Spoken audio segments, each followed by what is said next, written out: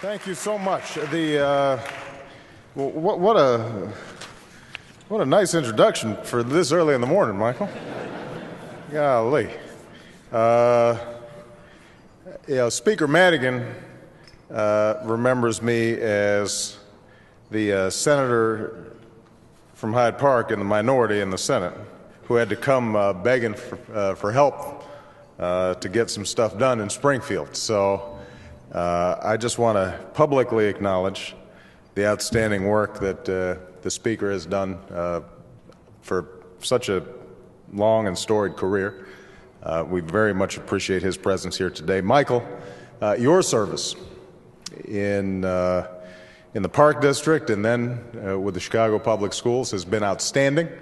Can everybody please give Michael a big round of applause? He is...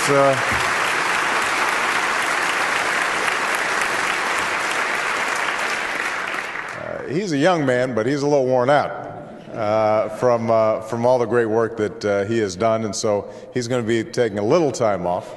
But we are just so appreciative for his outstanding leadership. His partner in crime, Arnie Duncan, who is just...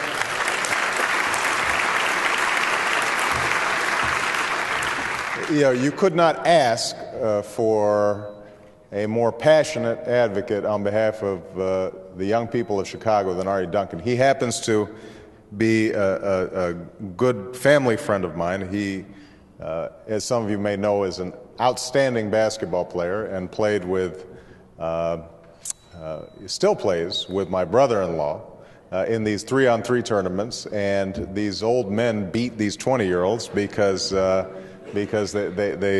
are such a good team. But I know Arnie's passion and dedication and sincerity in the work that he's done, and it reflects itself each and every day. And so we're just so proud of him. To GE and to all the other outstanding participants who are supporting this, and to Jim for your enthusiasm. And where'd he go? He was around here just a second ago. There he is, right here. I think your presentation this morning was infectious, and anybody who came here just because their boss told them to, or are filling the table, after listening to what you've helped create and to hear the remarkable stories of these young people, I think is going to make all of us want to do more to make sure that we support this in the future. As I understand it, at least, based on what you just told me, in a span of a year, Chicago Building with Books students have contributed close to 5,000 hours of service to elderly citizens, the homeless, and young children. They've helped to raise $6,500 to build schools in developing countries, as we just saw. Daisy, you made an outstanding presentation. I know you're going to have a wonderful experience.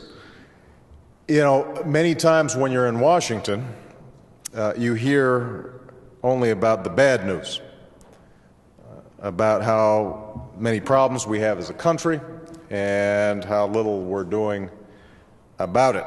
And so sometimes you wonder who will step up and fix all this. Who will be the next generation to inspire and to lead and to build the kind of America that we can be proud of. Such leadership doesn't necessarily happen naturally. It has to be nurtured and it has to be trained. And so when I hear about young people that have already given so much of themselves, and when I know that there are young people who participated in this program who are here today, it gives me great hope. It gives me enormous satisfaction. Some of you may be aware that I started myself as a community organizer. That's what originally brought me to Chicago over 20 years ago. And I remember being just a little bit older than Daisy and David and some of the other participants, and having a sense in my heart that I wanted to be involved in something larger than myself. That if I was only thinking about myself, that somehow I was limiting my potential and my possibilities, but I did not know how to go about it because programs like Building with Books weren't really around at that time.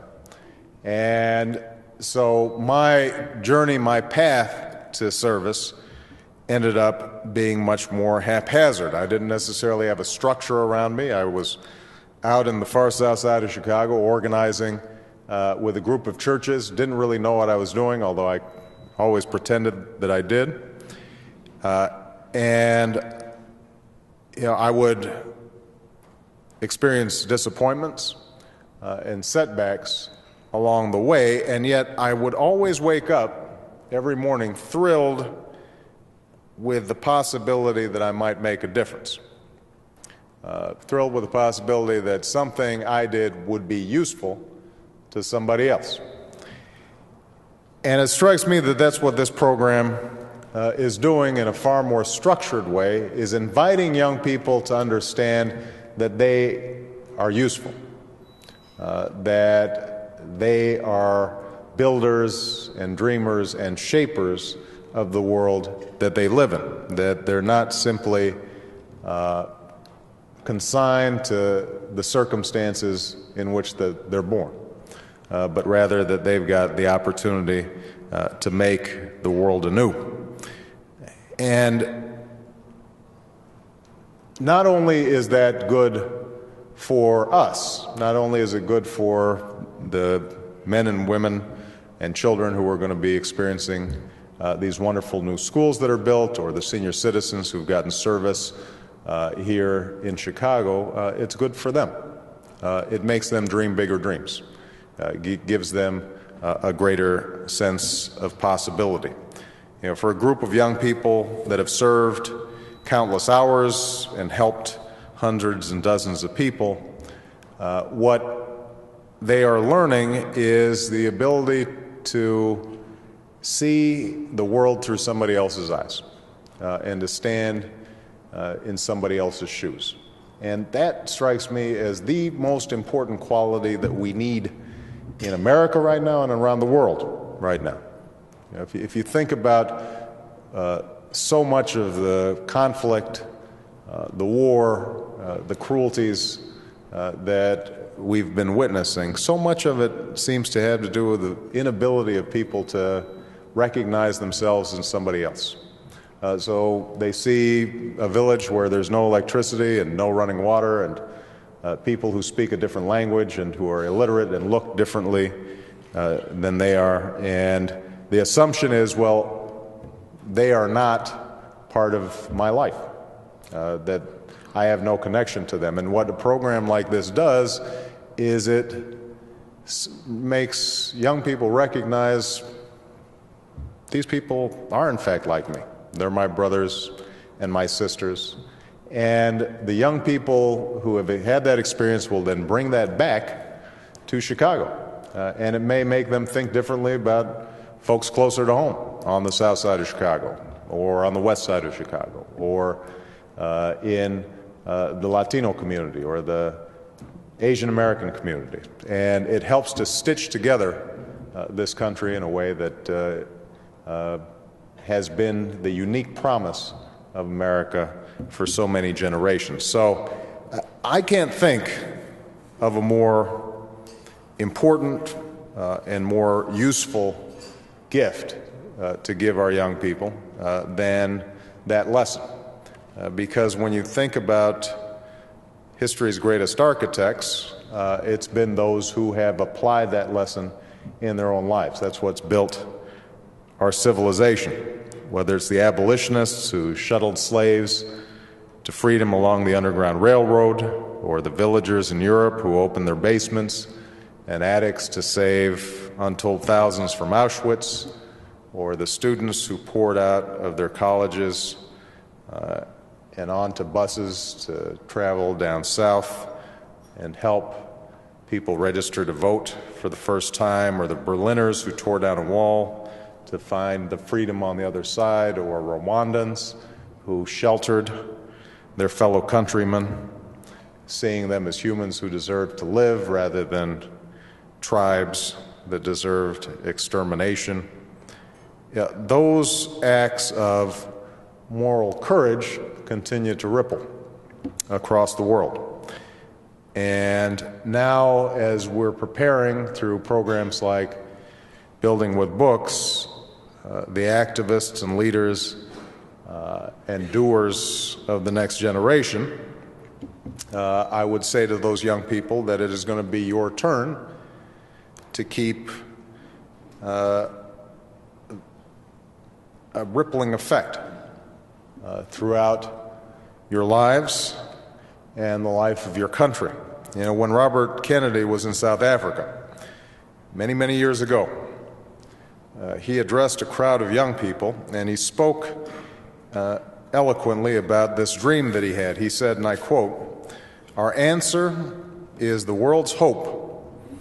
It is to rely on youth. The world demands the quality of youth. Not a time of life, but a state of mind, a temper of will, a quality of the imagination, a predominance of courage over timidity, of the appetite for adventure over the love of ease." Now that's what we need more of in these difficult times. A state of mind, a temper of will, a quality of imagination that insists that we can create a better world than the one we inherited. Building with Books is helping us to do that. All of you who are participating here today are helping these young people find a voice and discover that spirit and that imagination. For that, I am grateful, and I look forward to being a partner with Building with Books for many, many years to come. So congratulations to all of you, and thank you. Have a wonderful day.